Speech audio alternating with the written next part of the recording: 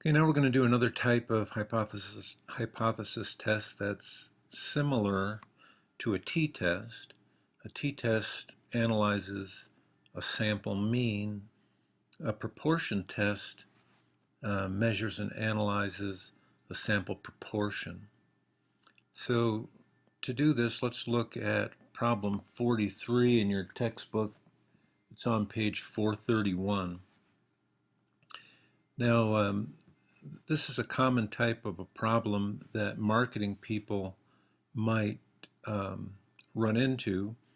They want to roll out a discount coupon nationwide, but before they go to the expense of doing that, they want to do a test on a small sample to see how many people will redeem this discount coupon.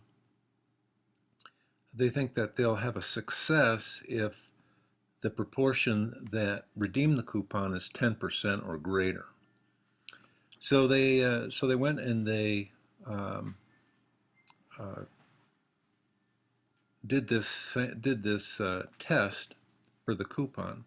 Now the first step that we need to do to analyze this is to create our hypotheses. So the null hypothesis is that the proportion would be less than or equal to 10%. And the alternative hypothesis would be that the proportion that redeemed the coupons would be greater than 10%. So that's the first step. The second step is to actually do the test. Now, we need some information from this test. First of all, we need to know n, which is the sample size. Now, we could just count them, but Excel will do that for us. We can use the function count. So we can type in equals count, and because it's alphabetic and not numeric, we'll use count A. Okay, and then if we just highlight this range of responses, it'll give us the total number of or the total sample size.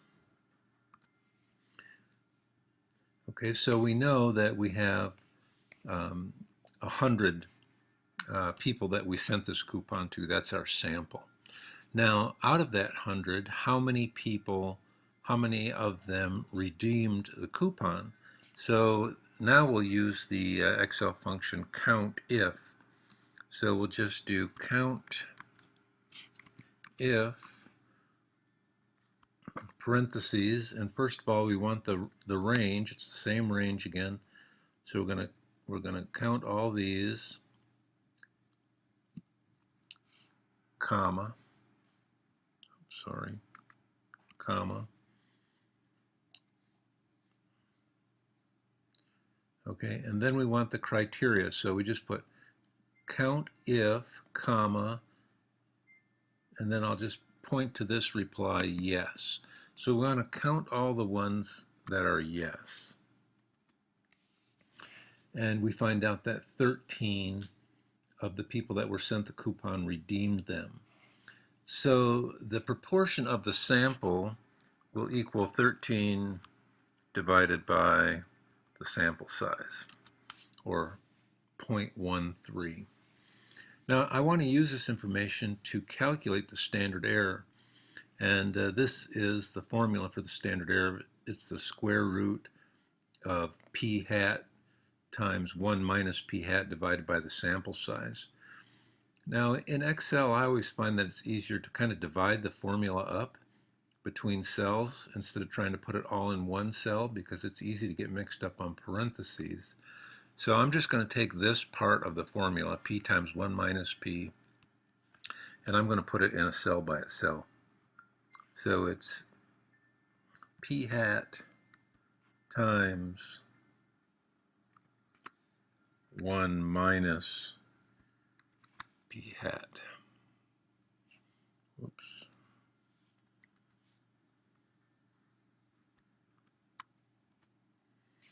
All right. Now I can calculate the standard error using this formula. So that equals square root of p hat times 1 minus p hat divided by the sample size. So my standard error, which is basically the standard deviation for this sample, is 0.034. Now, step 3, I want to apply an alpha to this test, and the problem tells me that I want to use an alpha of 0.05. So that's the level of statistical significance that I'm testing for. All right. Now, in order to perform the test, I want to see if I get a test statistic that is equal to or less than alpha. If I do, then that will tell me that these results are statistically significant. So what I'm looking for, I want to see if more than 10% of people are going to use this coupon. And in my test, 13% of them did. Now, that's greater than 10%, but is that difference, is it statistically significant, or is it random or by chance? And if I had a bigger sample, or if I did it again, I might not get that same kind of result. So that's what I'm looking for. If my test statistic is equal to or less than 0.05, I'll say, okay, we did better than the 10%.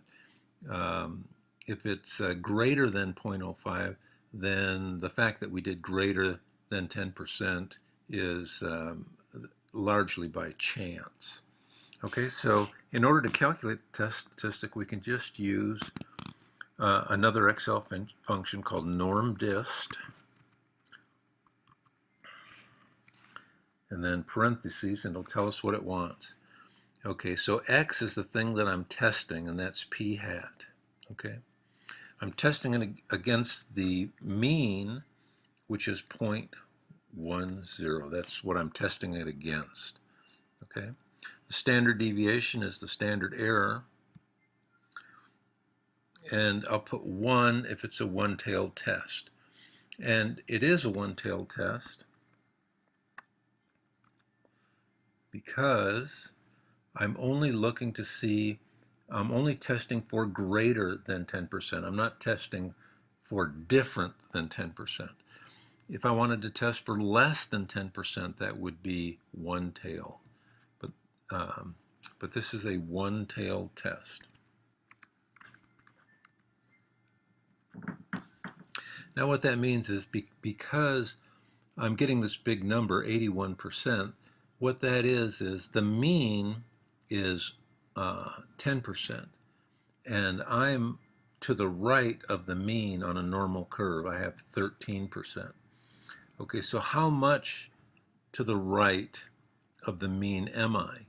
So the normDist tells me how much of the normal curve I'm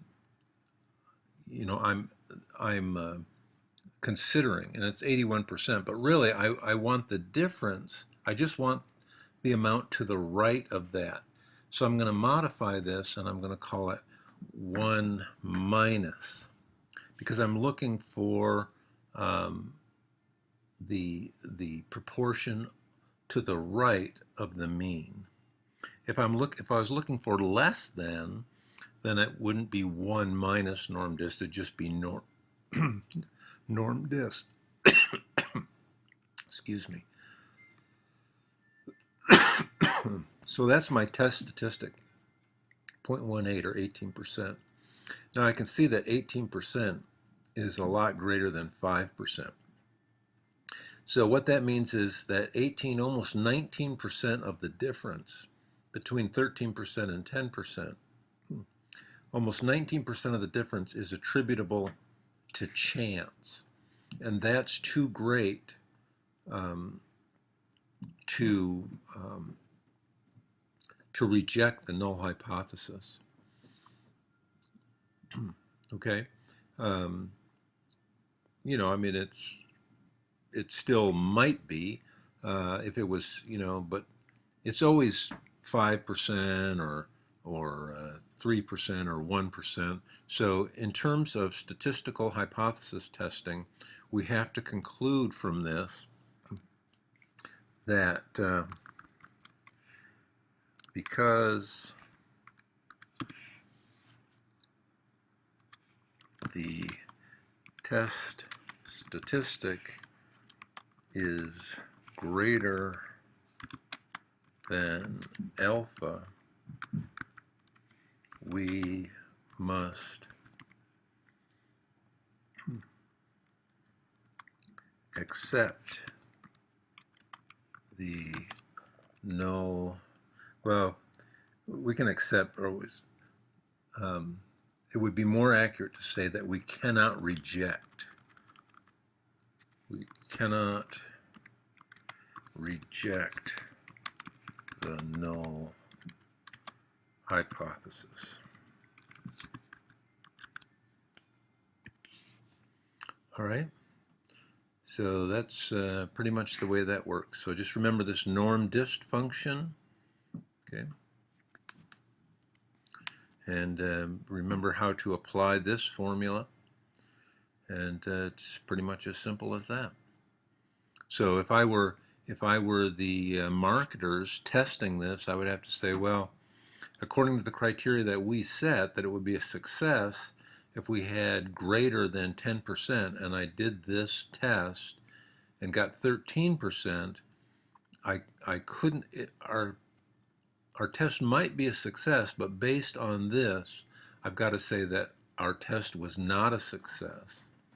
And we'd probably want to try again, do 2 or 3 more tests to see if we got different results, better results, more statistically significant results, or we might want to change the coupon entirely or just forget about this particular promotion. And that's what hypothesis testing is all about.